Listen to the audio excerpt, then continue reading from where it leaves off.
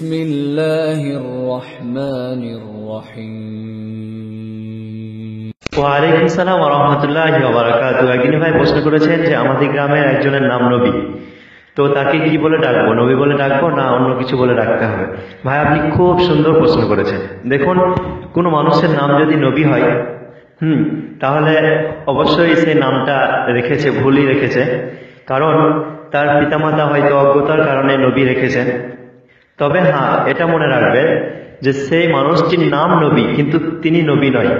যে মানুষরা তাকে নবী বলে ডাকে, তাকে কিন্তু এই বিশ্বাস করে না যে সে নবী বা তাকে আল্লাহ রাব্বুল আলামিন ওহী করেন, এ ধরনের মনো ইচ্ছা নিয়ে তাকে নবী বলে কেউ ডাকেন না। তাকে তার নাম নবী, এজন্যই তাকে নবী বলে ডাকে, তাহলে কোনো সমস্যা নেই। তবে তার কর্তব্য সেই নবী নামটা চেঞ্জ করে অন্য কোনো নাম রাখা।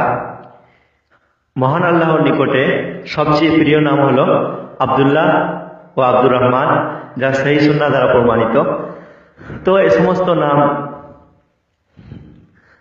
রেখে নেওয়া ভালো, এবং নবী যে রেখেছে সেটা চেঞ্জ করে নেওয়াটাই অতি উত্তম কাজ হবে। আশা করি বুঝতে পেরেছেন। জাযাকাল্লাহ।